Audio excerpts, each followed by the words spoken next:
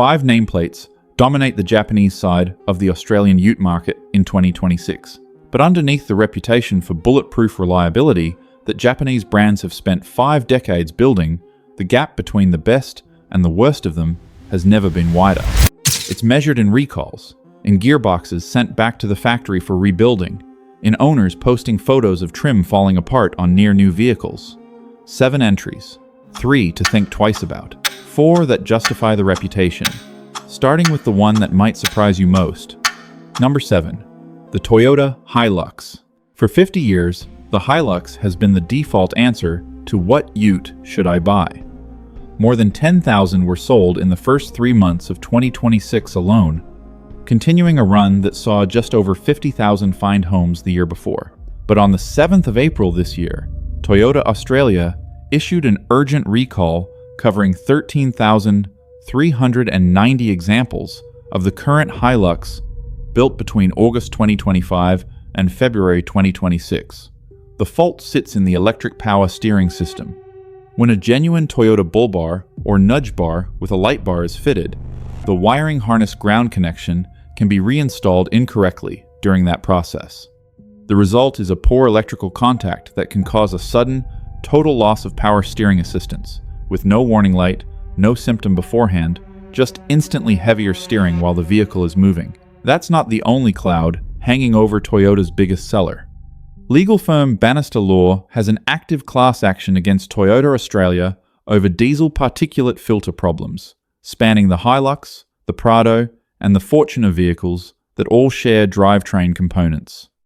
The case has already scored a major win for owners.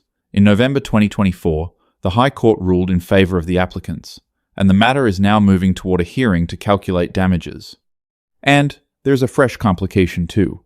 The 9th generation HiLux, that landed in late 2025, does bring a genuinely new platform, electric power steering, for the first time, a reworked chassis, new suspension mounts, but that overhaul is exactly what's behind the EPS wiring fault above.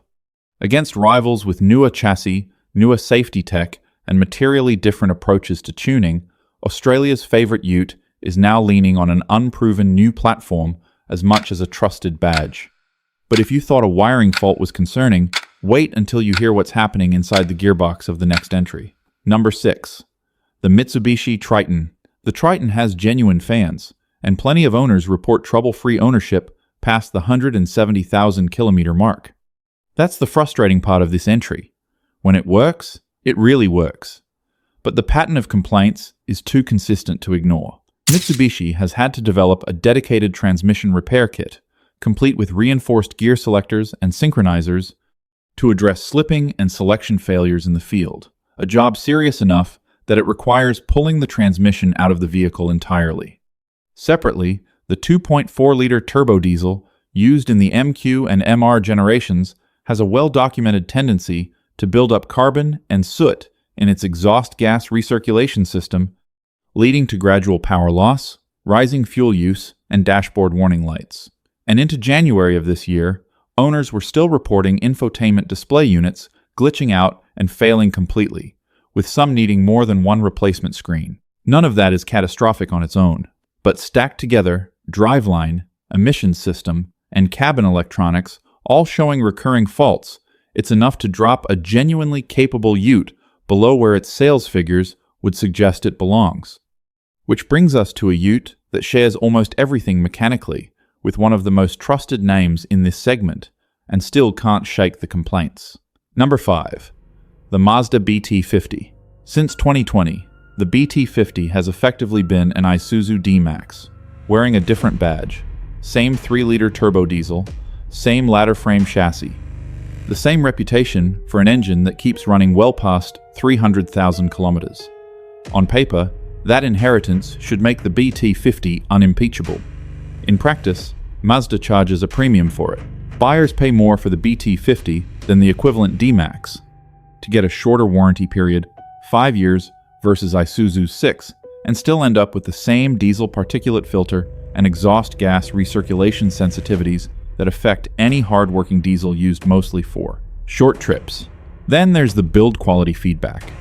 Some owners have described trim and upholstery wear appearing early on vehicles, costing close to $66,000, though this is anecdotal rather than a documented pattern. The engine underneath is as tough as its Isuzu twin. Everything Mazda added on top of it is where the doubts creep in. Now, after 3 entries built on recalls, gearbox rebuilds, and premium pricing for borrowed hardware, here's where this list turns a corner completely. Number 4. The Nissan Navara. To understand where the Navara sits right now, you have to understand it's really 2 different vehicles. The outgoing generation carried real baggage, a 2024 recall covering more than 4,000 vehicles, because the supplied jack didn't meet the Australian safety standard for lifting the front axle, plus a legacy of airbag campaigns stretching back through earlier Navara generations, and scattered owner reports of rust appearing in the engine bay on vehicles barely 4 years old that had never seen sand or salt water. Then, in 2026, Nissan replaced it entirely. The new D-27 generation Navara now shares its ladder frame platform with the Triton, built under the Renault-Nissan-Mitsubishi alliance, but with a locally tuned chassis developed by Australian engineering firm Premcar, the same outfit responsible for turning ordinary Nissans into genuinely capable, warrior-badged off-roaders. One reviewer summed up the trade-off bluntly, calling it badge engineering at its best or worst, depending on your point of view. It's a fair line. Nissan has trimmed the range down, dropping the single cab, extra cab, and manual options entirely, and the Navara now leans on a 5-star ANCAP result inherited from the Triton's own crash testing. It isn't flashy, and it isn't hiding what it's built on, but the version on sale right now is a meaningfully better vehicle than the one it replaced, and that trajectory is exactly why it sits at the boundary between the utes to avoid and the ones worth your money. Quick reminder to hit subscribe before we get into the top 3. Number 3. The Isuzu D-Max. If there's one ute in this segment that keeps showing up at the top of independent reliability discussions, it's this one. Isuzu backs the D-Max with a 6-year, 150,000 kilometer warranty, among the longest in the segment, plus up to 7 years of included roadside assistance and capped price servicing that keeps the first 5 years predictable at under $500 a visit. Under the bonnet, Isuzu retired the underpowered 1.9-litre diesel in favor of a new 2.2-litre unit paired with an 8-speed automatic, while keeping the well-proven 3-litre engine available for buyers who want the option with the longest track record on Australian roads. That 3-litre unit is the same one doing duty in the BT-50, and it's earned its reputation for surviving past 300,000 kilometres with basic maintenance. The D-Max isn't without quirks. Some reviewers flag oversensitive front parking sensors and a lane-keeping system that used to be a chore to switch off, as the genuine annoyances in an otherwise well-sorted package. Isuzu fixed the shutoff process with a 2025 firmware update, but mechanically, this is as close to a known quantity as the Japanese ute segment offers right now, and it's why tradies, grey nomads, and fleet buyers keep coming back to it. But GWM-style thinking take a solid base and build something more serious on top of it has made it to Isuzu too, and the result is genuinely special. Number 2. The Isuzu D-Max Blade. This is what happens when a Japanese manufacturer hands the keys to an Australian engineering firm and says, "Make this survive out here." Isuzu partnered with Walkinshaw Automotive, the outfit behind remanufactured American pickups sold locally, for a 3-year development program that covered more than 100,000 kilometers of testing between Melbourne workshops and the Outback.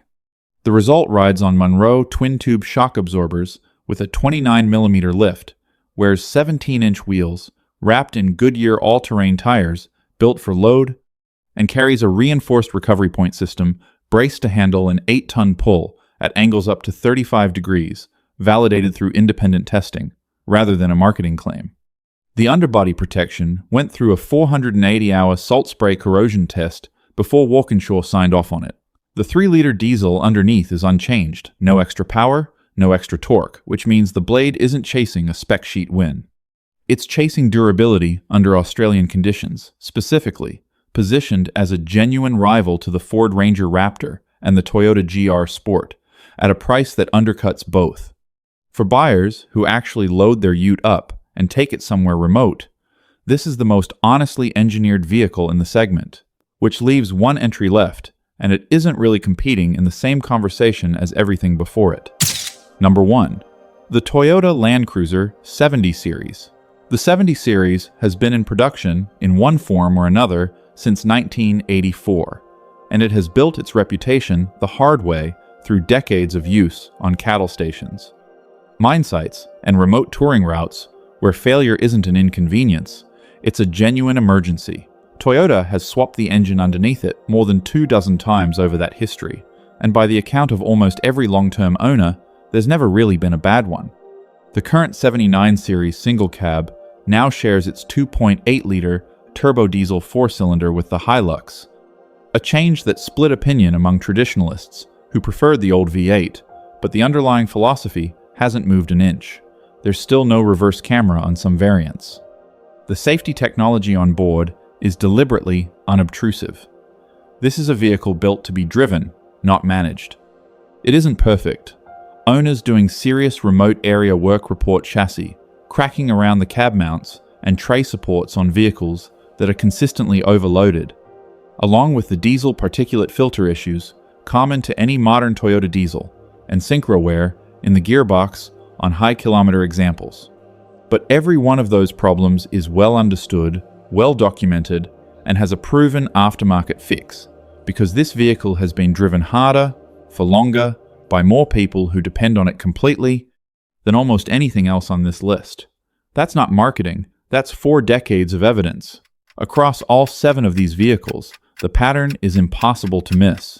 The Japanese Ute segment in 2026 isn't struggling for reputation, it's struggling to live up to one it built decades ago. A recall on the country's best-selling Ute. A gearbox problem serious enough to need a factory repair kit. A badge premium charged for borrowed hardware. But it also includes a Ute completely re-engineered by an Australian firm to survive conditions most vehicles never see, and a platform so proven that owners plan multi-decade ownership around it without a second thought.